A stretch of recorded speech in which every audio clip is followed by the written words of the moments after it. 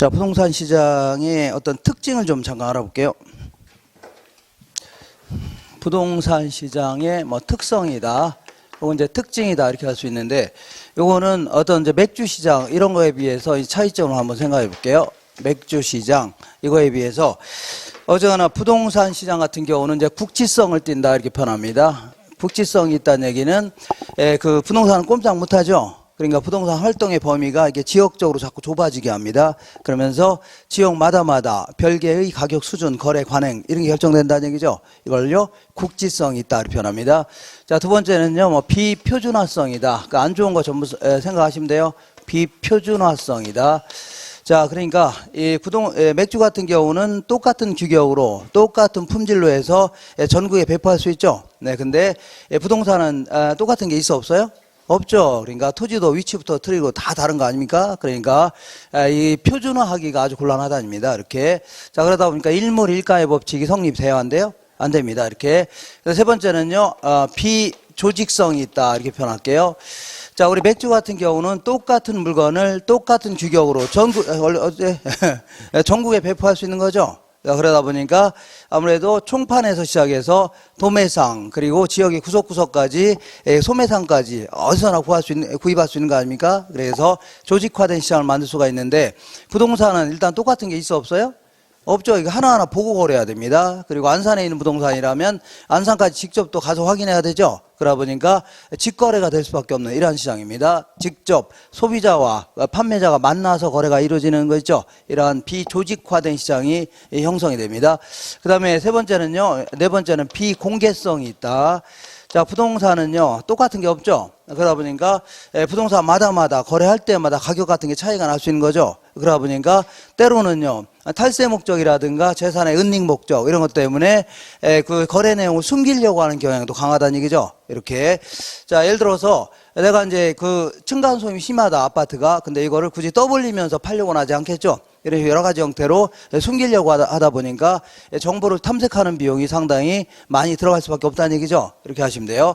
그 다음에 이제 수급 조절이 곤란하다 이렇게 표현합니다. 수급 조절이 곤란하다. 자, 우리 맥주 같은 경우는 수요가 증가하면 가격이 올라갈 수 있죠. 그러면 곧바로 생산량을 늘릴 수도 있다는 얘기입니다. 근데 이 부동산은 예를 들어 주택 같은 경우는 수요가 증가하면 가격이 안 올라가요? 올라가는데 그렇다고 해서 갑자기 공급을 늘릴 수 있나요? 없죠. 그러니까 그 단기적으로는요 수요가 증가하면 가격이 폭등합니다. 수요가 감소하면요 가격만 폭락한다는 얘기죠. 이거를 어떤 적정한 가격이라 아주 곤란합니다. 알겠죠? 그래서 단기적으로는요 가격 왜곡 현상이 발생된다 해줍니다. 단기적으로 뭐가 발생한다고요? 가격 왜곡이 발생한다. 수요 때문에 가격이 결정되는 이런 형태가 됩니다. 자, 그 다음에 하나 또 한다면 단기적 거래가 아주 곤란하다. 단기 거래가 곤란하다.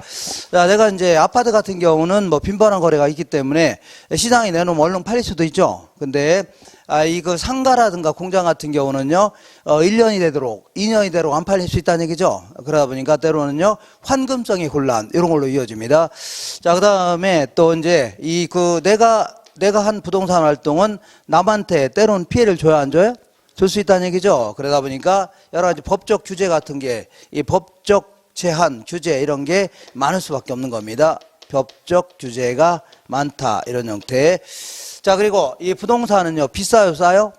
비싸기 때문에 때로는 은행에서 돈 같은 거 빌려서 이제 투자하는 사람이 많죠. 그러다 보니까 자금의 조달이 어느 정도 만족스럽냐. 그러니까 자금 조달의 유용성 이런 거와 밀접히 관련되어 있는 겁니다.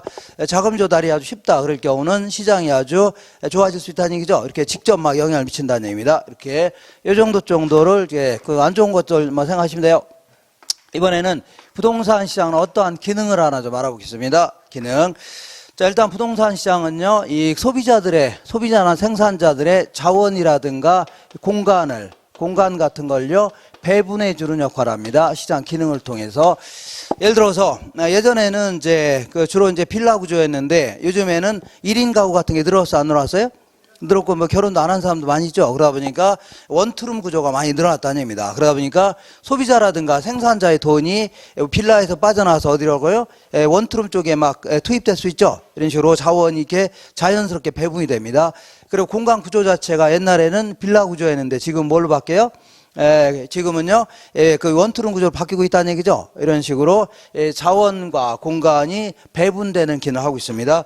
요거는 우리 그 노란책 보면 54페이지에 있을 겁니다. 몇 페이지라고요? 54페이지부터 이렇게 쭉 나오니까 이렇게 하시고, 자, 그 다음에 자, 계속해서 이제 그 부동산 시장의 기능을 좀 알아보는 겁니다. 기능. 자, 두 번째는요, 때로는 가격이 막 창조되는 기능을 하고 있습니다. 가격이 창조된다. 자, 그러니까 우리 맥주 같은 경우는 저번에 거래할 때는 뭐 1,500원에 거래했는데 요번에 거래할 때는 2,000원에 거래하고 요번에 또 새롭게 거래할 때는 800원에 거래하고 이러진 않겠죠? 근데 부동산은요, 1,000평짜리 땅이 있다면 저번에 거래할 때는 10억이 거래했는데 요번에 새롭게 거래할 때는요, 뭐 7억이 거래할 수 있죠. 이번에 또다시 거래할 때는요 12억이 거래할 수 있죠. 이런 식으로 그 거래할 때마다 새로운 가격이 창조되고 창조된 가격을 또 파괴되고 한다는 얘기죠. 이렇게 계속 반복된다는 얘기입니다. 그 다음에 세 번째는요, 각종 교환 기능을 하고 있습니다. 교환. 그러니까 부동산과 부동산끼리 교환도 하고 부동산과 현금이 교환되기도 하죠. 이런 교환 기능도 하고 있고 그 다음에 각종 정보도 제공하고 있습니다.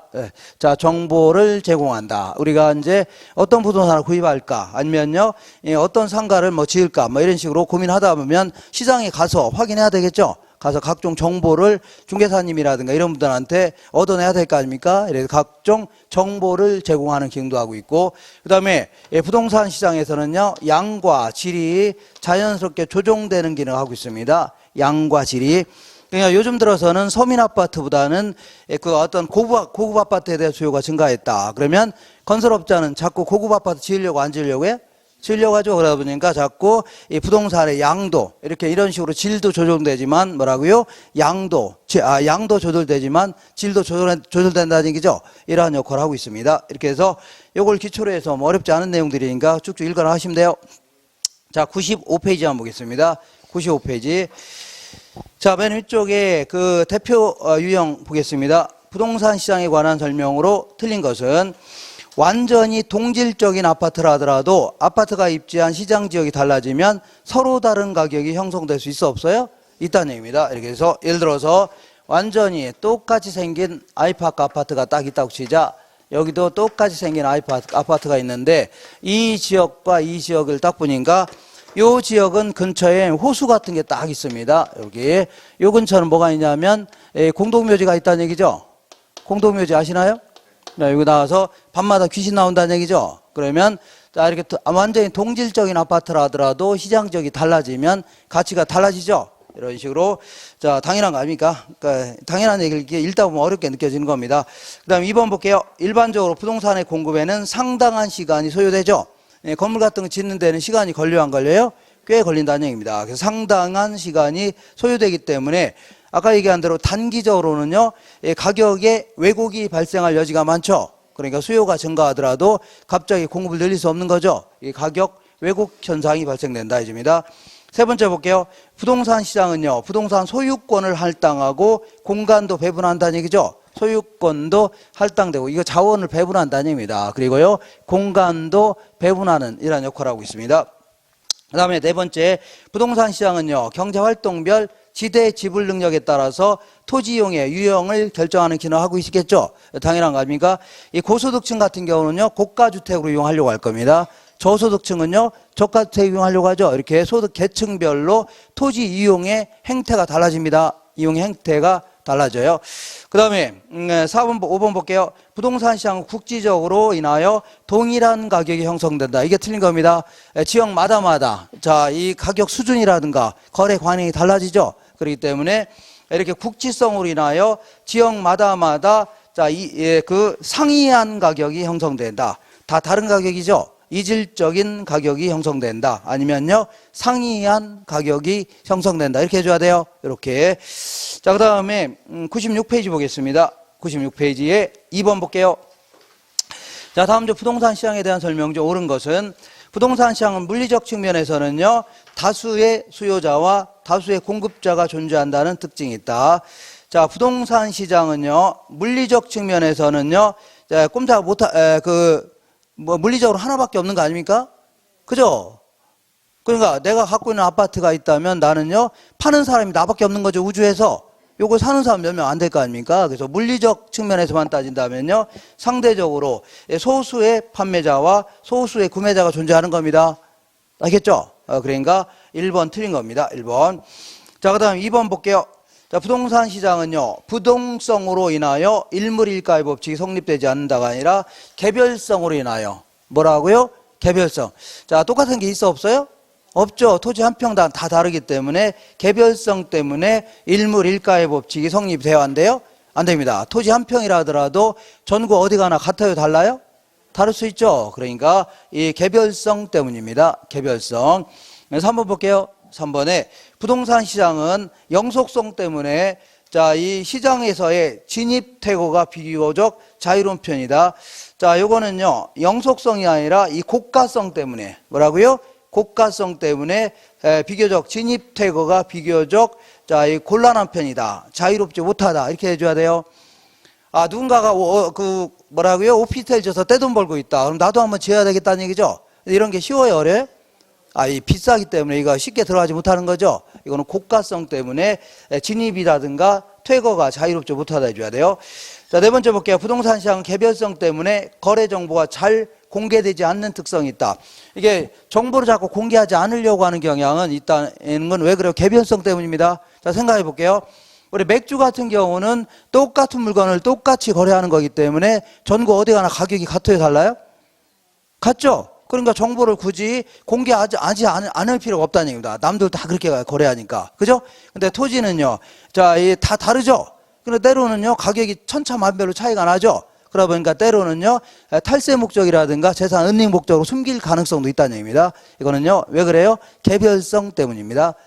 느낌으로 하세요? 뭐라 한다고요? 개별성 때문이다. 이렇게 해줘야 돼요.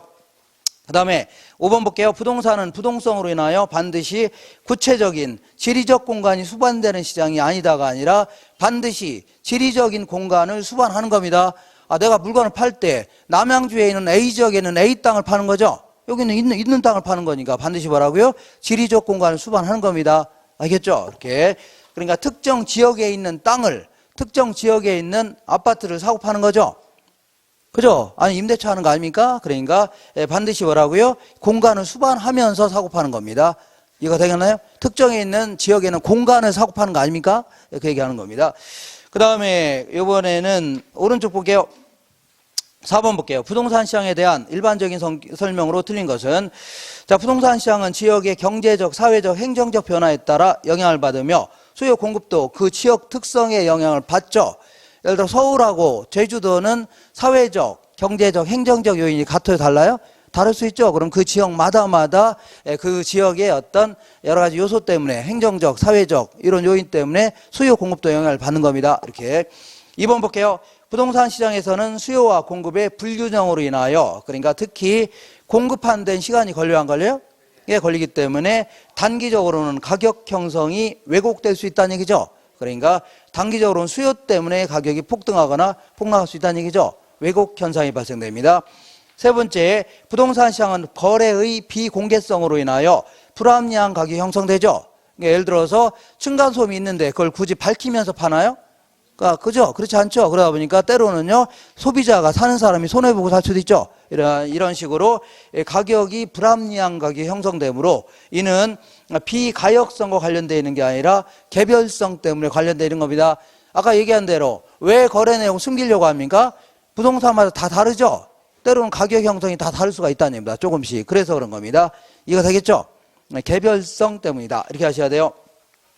부동산 시장은 외부 효과에 의해서 내가 이제 주택가에다 연탄공장 차렸다. 그럼 남한테 피해를 줘야 안 줘요? 이런 걸 시장 실패다 해줍니다. 이런 게 발생할 수 있다는 얘기죠. 그 다음에 부동산 시장에서는요, 매도인의 제한 가격과 매수인의 제한 가격의 접점에서 부동산 가격이 형성됩니다. 자, 요 부동산이 어떤 10층짜리 상가가 딱 있다고 치자. 여기 상가가 딱 있는데 이거를 팔려는 사람을 뭐라고요? 매도인. 살려는 사람을요, 매수인. 이렇게 해줄게요. 자, 그러면 요거는 이제 시간이 지남에 따라 타임입니다. 타임, 시간. 시간 지남에 따라서 매도인 같은 경우는 처음부터 비싸게 팔려고요, 싸게 팔려고요? 비싸게 팔려고 하는데 자꾸 사는 사람이 없으면요 점점 싸게 팔 양이 있다는 얘기죠. 이게 바로 매도인의 시간이 감에 따른 제한 곡선이 되는 겁니다. 자, 매수인은 처음부터 비싸게 살려고요, 싸게 살려고요? 그냥 후려쳐서 싸게 살려고 하는데 마음에 드는데 이거 안 판다고 하면 점점 올려줄 양이 있다는 얘기죠. 이런 걸요 매수인의 제한 곡선이 되는데, 자, 요 사이에서 이제 중개사가 개입하는 겁니다. 중개사 요 정도 가격을 제시하면서 서로 맞아 떨어졌다는 얘기죠. 그럼 여기서 이제 가격이 결정되는 겁니다. 알겠죠? 이렇게. 그 다음에 거래할 때는 이게 파괴되고 여기서 거래가 될 수 있죠. 이런 식으로.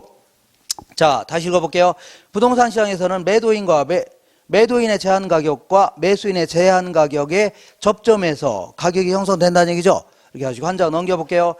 자, 뭐 이렇게 많습니까? 6번 볼게요. 부동산 시장에 관한 설명으로 옳은 것은, 자, 이렇게 보겠습니다.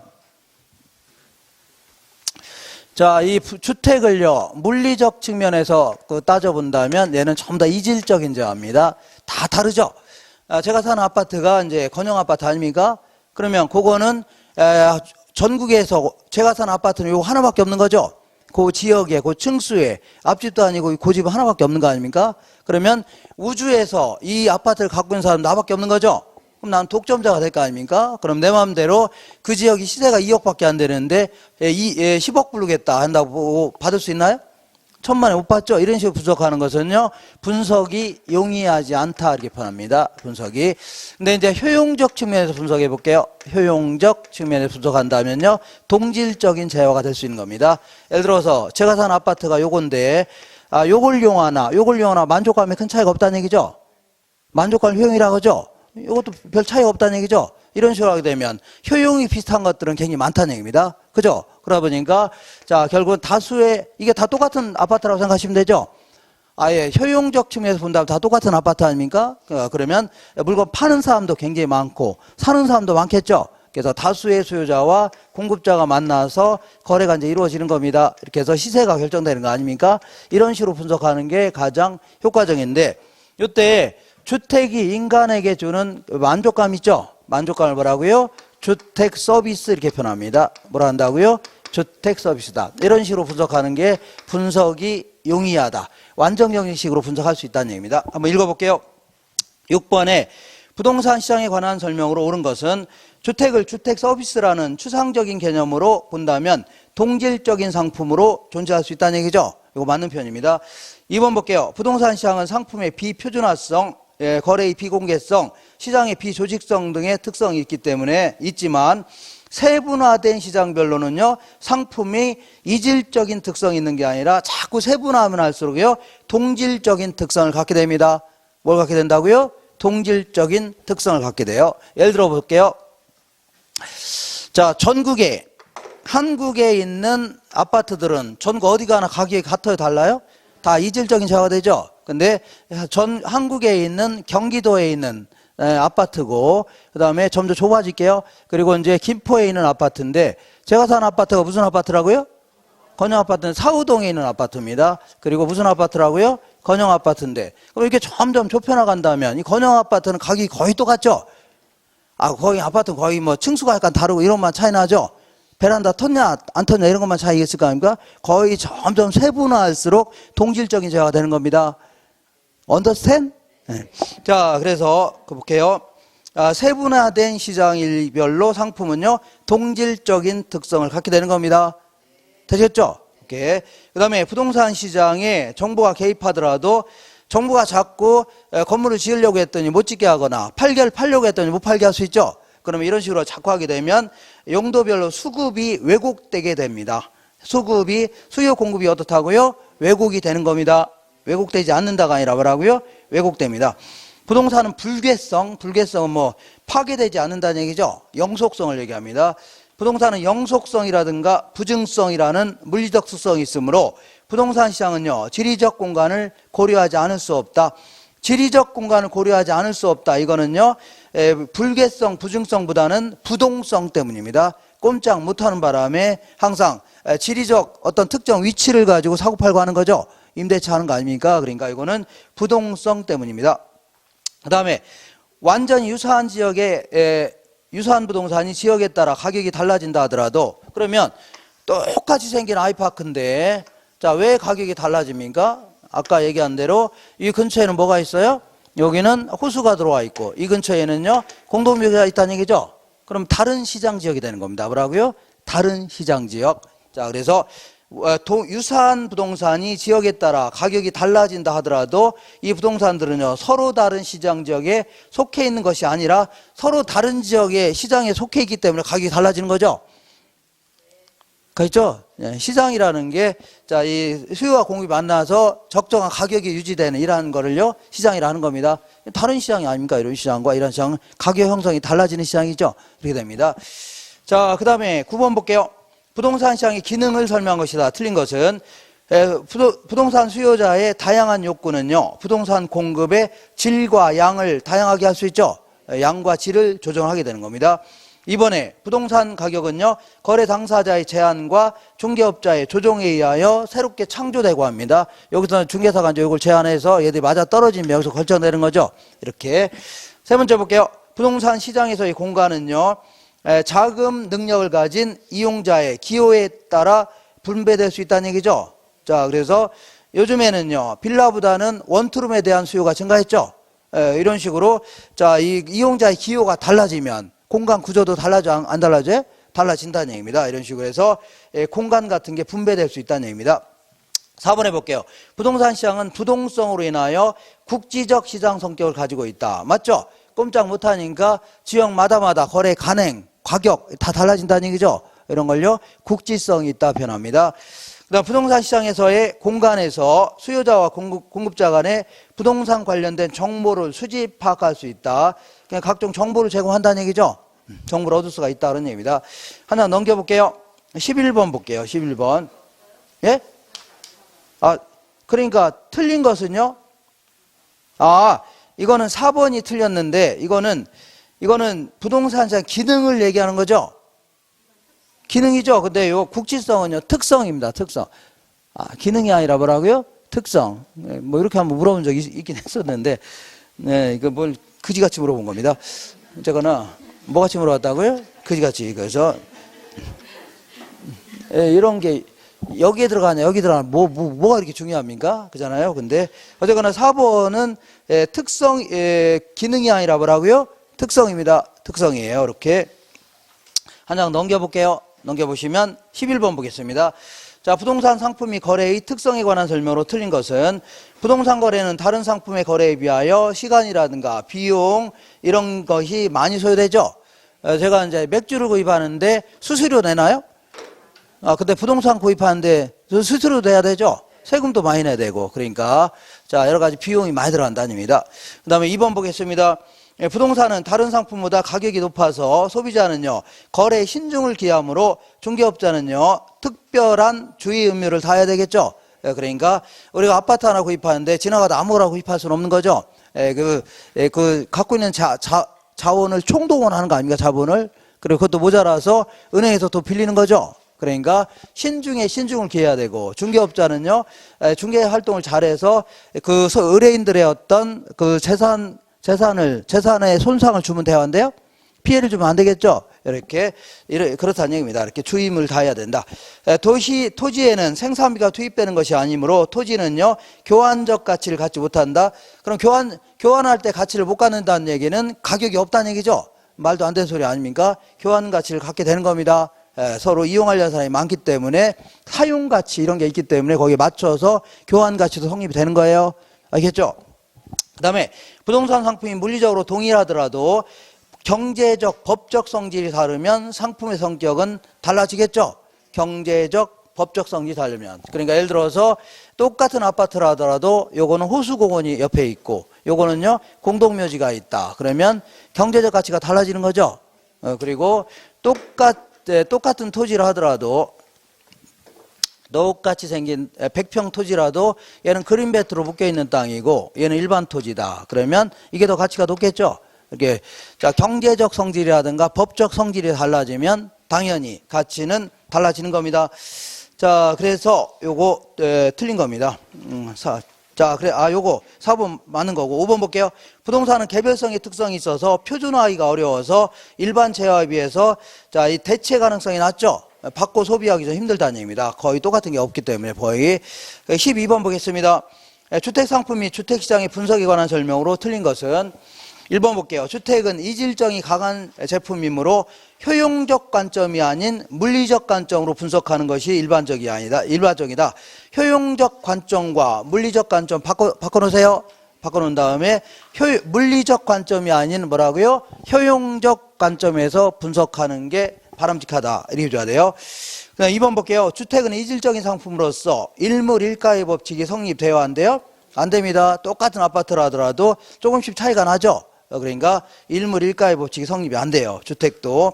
세 번째 볼게요. 주택은 고가품이므로 가계 지출 항목 중에 부동산이 드는 비용은 상대적으로 크겠죠. 그러니까 자, 아무래도 그 주택 같은 거 구입하려면 자기 갖고 있는 소득을 총동원해야 되죠. 아니면 갖고 있는 자원을 총동원해야 됩니다. 그 다음에 4번 볼게요.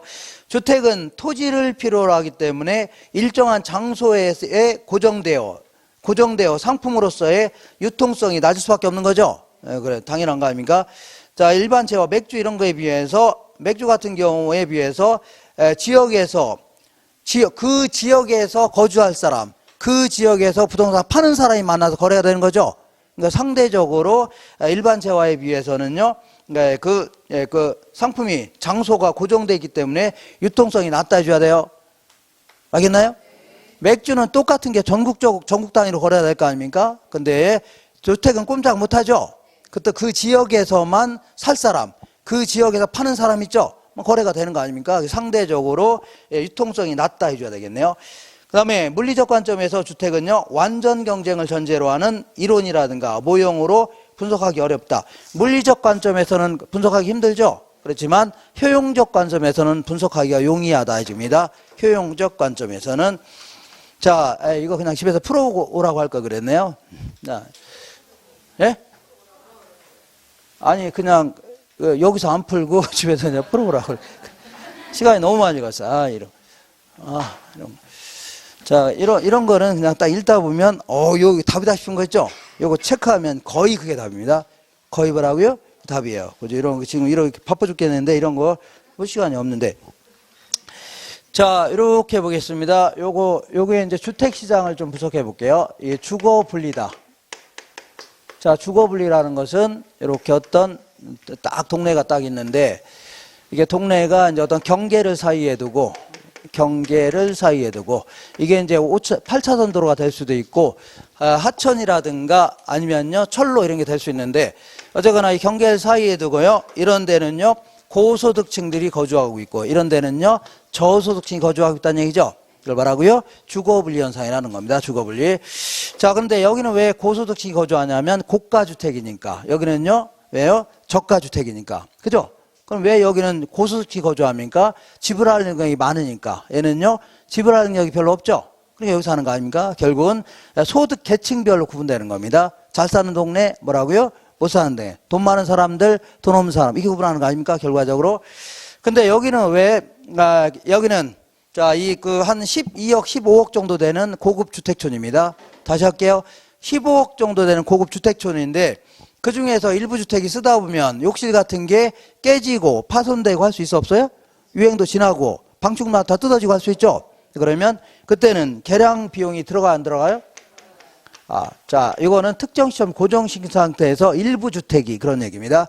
알겠죠? 전체 주택 중에 뭐라고요? 일부 주택이 파손되고 깨지고 유행도 지나고 할 수 있죠? 타일도 누리끼리 해주고 할 수 있죠? 그러면 개량 비용이 들어가 안 들어가요? 배령 들어갔는데 개량 후에 가치 증가를 비교해 봤더니 얘가 더 크다는 얘기죠. 그죠? 그러니까 2천만 원 정도 들여서 욕실을 딱 개조했더니 나중에 팔 때는요 한 5천만 원 정도 더 붙여 팔 수 있다는 얘기입니다. 워낙 집 가격이 좋으니까. 알겠죠? 그러니까 이런 경우는 개량하려고 안 하려고요? 하려고 합니다. 그러니까 자꾸 전체적으로요 고급 주택으로 계속 남는 겁니다. 자, 얘는요 주변 때문에 이익을 볼 수 있다는 얘기죠. 개량하게 되면. 그래서 정의 외부 효과가 작용된다 해줍니다. 개량하게 되면 주변 때문에 이익을 볼 수 있다는 얘기죠. 네, 여기는요 3천만 원 정도 되는 저급 빌라촌입니다. 3천만 원 정도 되는 거라고요? 저급 빌라촌인데 그 중에 주택 한 채 갖고 있는 사람이 욕실을 2천만 원 딱 들여서 개조했습니다.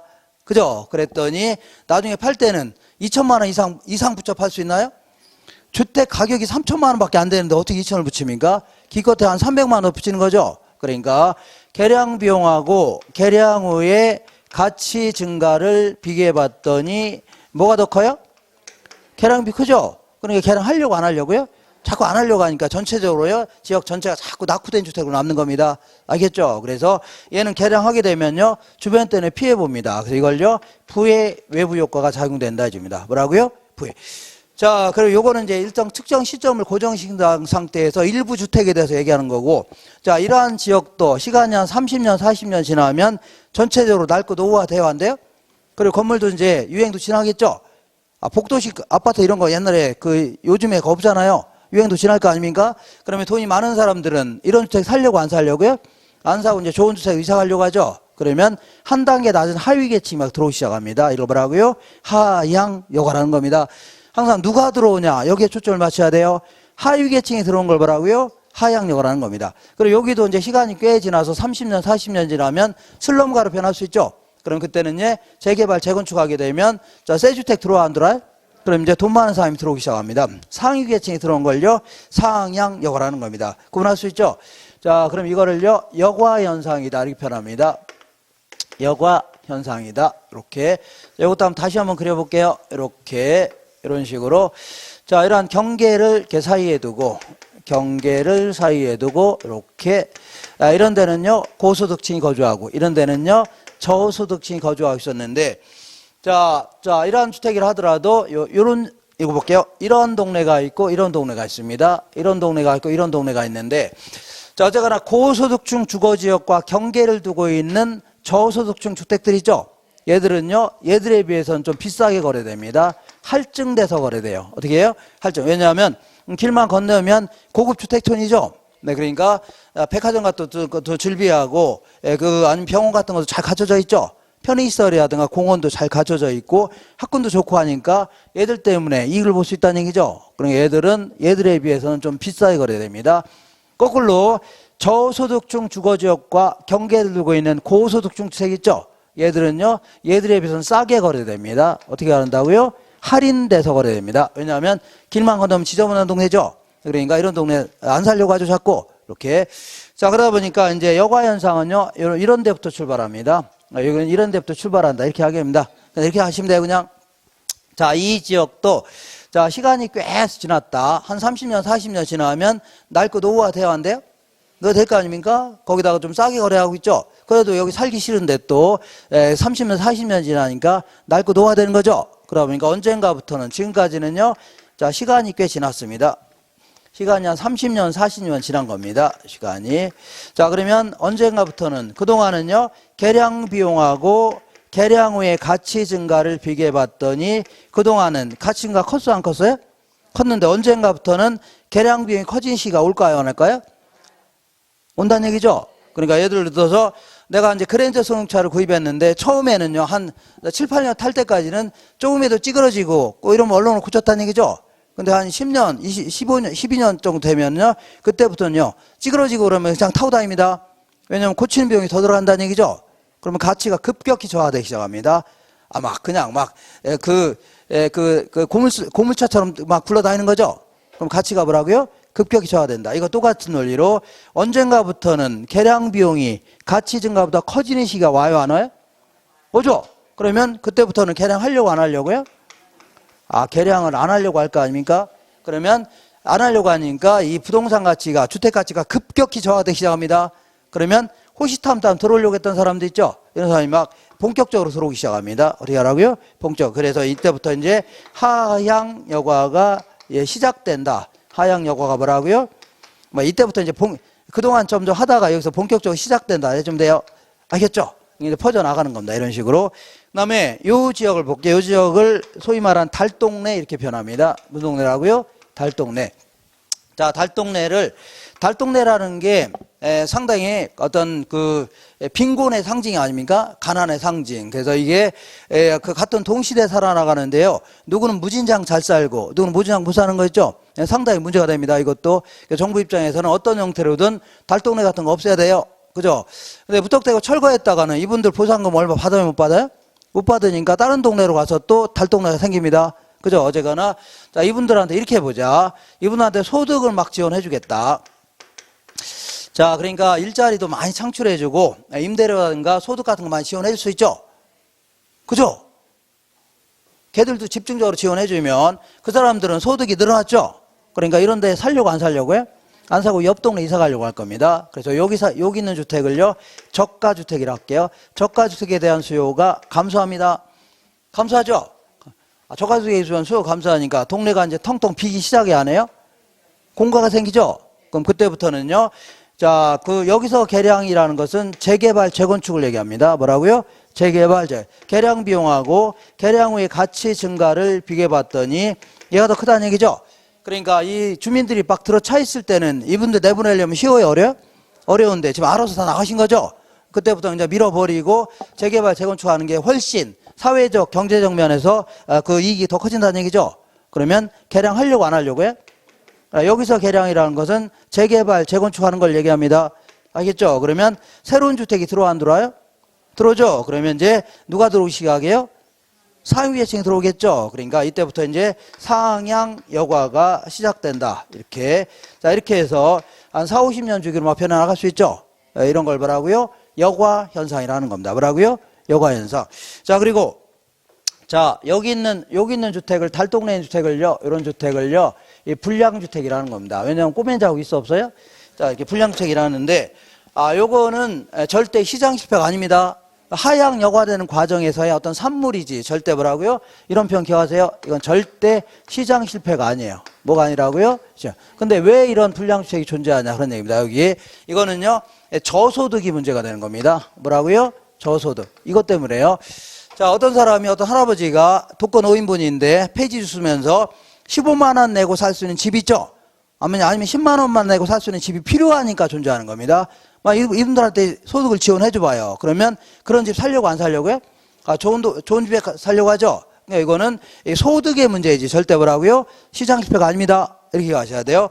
자, 곧바로 문제를 좀 풀어볼게요. 자, 102페이지에 자, 맨 위에 볼게요. 맨 위에 주거분리에 관한 설명으로 틀린 것은 이건 우리 교재 63페이지부터 있을 겁니다. 페이지요. 요거 노란색으로 한 거는요. 노란책 있죠. 요건 노란책이 아니네. 다른 데 배포한 거는 표지를요. 노란책이라고 노란색으로 해놔갖고서 이렇게 전부 다 항상 시험 볼 때까지 가슴에 끼고 다니라고 하고 있습니다. 이렇게. 그래서 이렇게 그리고 주무실 때도 이렇게 끼고 주무시고 밥 먹을 때도 항상 끼면서 밥 먹다 말고 한번 보고 또 딱 이렇게 끼고 이렇게 집에 갈 때도 이렇게 끼고 다니고 이렇게 한번 해보세요. 이렇게 하면 점수 무진장 잘 나옵니다. 이따 한번 연습해 보세요. 지금 한번 연습해 보세요. 이렇게 해보세요. 그거 말고요. 요거. 딱 이렇게 연습해 보세요. 그렇게 이렇게. 자, 그러면 반드시 합격합니다. 진짜예요? 다른 학원에서 이렇게 끼고 들어옵니다. 들어올 때 딱. 자, 가방에 처박혀 있다가 들어올 때 딱 얼른 꺼내서 딱 하고 들어옵니다. 이렇게. 자, 웃겼죠? 자, 한번 보겠습니다. 자, 주거 분리에 관한 설명으로 틀린 것은 고소득층 주거지와 저소득층 주거지가 서로 분리되는 현상. 이걸요, 주거 분리라는 겁니다. 자, 고소득층 주거지와 저소득층 주거지가 인접해 있을 경우에 경계지역 부근의 저소득층 주택은요, 경계지역 부근의 저소득층 주택은요, 할증돼서 거래됩니다. 할인이 아니라 할증돼서 거래되고, 고소득층 주택은요, 할증이 아니라 할인돼서 거래됩니다. 얘들은 어떻다고요? 싸게 거래됩니다. 이렇게. 그 다음에 세 번째 볼게요. 저소득층은 다른 요인이 동일할 경우에 정의 외부 효과를 누리고자 고소득층 주거지 가까이 거주하려고 합니다. 이 사람들 왜 여기가 비싸게 거래되냐면 얘들 때문에 이익을 볼 수 있다는 얘기죠. 이것도 일종의 정의 외부 효과입니다. 이것 때문에 여기 거주하려고 하는 겁니다. 그 다음에 4번 볼게요. 고소득층 주거지와 저소득층 주거지가 인접해 있는 지역에서는요, 침입과 천의 현상이 발생할 수 있죠. 그러니까 새로운 이질적인 요소가 들어오는 걸 뭐라고요? 침입한 낮입니다. 고소득층 주거지역에 저소득층이 들어온다는 얘기죠. 이걸 침입한다. 그리고 계속 바뀌어 나가는 걸요. 천이한다. 이입니다. 새롭게 들어오는 걸 뭐라고요? 침입. 그 다음에 계속 바뀌어 나가는 걸요. 천이했다. 이입니다. 완전히 바뀐 걸요. 계승했다. 표현합니다. 계승했다. 그 다음에 이거는요. 이러한 주거 분리 현상은요. 자, 이 도시 전체뿐만 아니라 지리적으로 인접한 근린지역 있죠. 이런 데서 발생할 수 있는 겁니다. 바로 옆 동네에서도 발생할 수 있는 겁니다. 14번 볼게요. 주택의 여과과정에 관한 설명을 옳은 것은 주거분리에 따른 여과과정은요. 상업지역과 주거지역이 분리된 현상이 아니라 고소득층 주거지역과 저소득층 주거지역이 분리되어 있는 현상이죠. 이걸 얘기하는 겁니다. 상업지역과 공업지역 이런 게 분리되는 게 아니라 잘 사는 동네 못 사는 데는 구분하고 있다는 얘기죠. 이걸 얘기합니다. 2번 볼게요. 불량주택은요. 시장 실패에 기인하기 때문에 철거 정책이 바람직하다. 틀렸습니다. 이거는 시장 실패가 아니라고 했죠. 하향 여과 과정의 산물입니다. 산물이지 절대 시장 실패가 아닙니다. 철거는 바람직하지 않습니다. 그 다음에 주택의 하향 여과는 낙후된 주택이 주거지역이 재개발되어 상위 소득계층이 유입된 경우 있죠. 그러면 낙후된 지역이 재개발되면 누가 들어온다고요? 상위계층이 들어온 걸 뭐라고요? 상향 여과라는 겁니다. 틀렸네 요거. 그러니까 주택의 상향 여과는 해줘야 됩니다. 그 다음에 이 고급 주거지가 계속해서 고급 주택지역으로 계속 남는 이유가 뭐냐면 거기 자, 이 주거 개선비보다 가치 상승분이 높기 때문이다. 자, 주거 개선비보다 뭐라요? 가치 상승이 높죠. 그러니까 전체적으로 자꾸 뭘로 남아요? 고가 주택이 남는 겁니다. 이거 맞네요. 맞아요. 그 다음에 5번에 경계지역에 인접한 고급주택은요. 주택가격이 경계지역에 인접한 고급주택은요. 할인돼서 거래되죠. 그러니까 할증돼서 거래되는 게 아니라 할인돼서 거래가 될 것이다. 해줘야 돼요. 하나 넘겨보겠습니다. 17번. 자, 17번에 주거분리와 여과과정에 관한 설명으로 옳지 않은 것은 자, 저가주택이 수선되거나 재개발되어 상위계층 사용으로 전환되는 거 이걸요 상향 여과라는 겁니다. 항상 누가 들어오냐 여기에 초점을 맞춰야 되죠. 상위계층이 들어온 걸요 상향 여과라는 겁니다. 자, 민간 주택시장에서 저가주택, 여기서 저가주택은 불량주택을 얘기합니다. 불량주택이 발생하는 것은요 시장이 하향 여과 작용을 통하여 자원의 할당 기능을 원활히 수행하고 있어서 그런 겁니다. 맞죠? 하향 여과 과정의 산물이지 절대 뭐라고요? 시장 실패가 아니라고 했죠? 이렇게. 그 다음에 3번 볼게요. 주거분리는요 도시 전체에서뿐만 아니라 지리적으로 인접한 근린지역에서 발생할 수 있다는 얘기죠. 맞는 거고, 주거 입지는요 친유가 천이 현상, 그러니까 새로운 이질적 요소가 들어온 걸요 침입한다. 바뀌어 나가는 걸 뭐라고요? 천이 현상 이런 것 때문에 계속 변해 나갈 수가 있는 겁니다. 계속 변한다. 그 다음에 하향 여과는요 고소득층 주거지역에서 주택의 개량을 통한 가치 상승분이 개량 비용보다 큰 경우에 발생한다. 이거는요 이렇게 바꿔놔야 돼요. 주택의 개량을 통한 가치 상승분하고 개량 비용을 바꿔놓으세요. 바꿔놓으시면 되겠죠. 그러니까 자, 우리가 하향 여과는요 여기 볼게요. 하향 여과는 바꿔놓은 상태에서 개량 비용이 가치 상승분보다 크다는 얘기죠. 하향 여과는요 어디 갔어요? 개량 비용이 뭐보다 커요? 가치 상승보다 크죠? 그러니까 발생하는 거 아닙니까? 거꾸로 한다면 가치 상승이 작다는 얘기죠? 그 얘기하는 겁니다. 그 다음에 한 장 넘겨. 자, 이렇게 해서 여과현상 다른 거 보려고 하지 마세요. 쓸데없는 거 보시면 안 돼요. 자, 이상한 문제 보지 마세요. 안 물어봅니다. 이거 EJ가 되는 바람에 좀 더 복수 정답 인정했습니다. 요거 제가 이 설명드린 거 외에는 보려고 하지 마세요. 예, 여기서 다 나옵니다. 여기서 답해야 돼요. 이렇게. 자, 그리고 지금부터 이제 효율적 시장을 할 건데 요건 좀 시간이 걸리기 때문에 쉬었다 하겠습니다.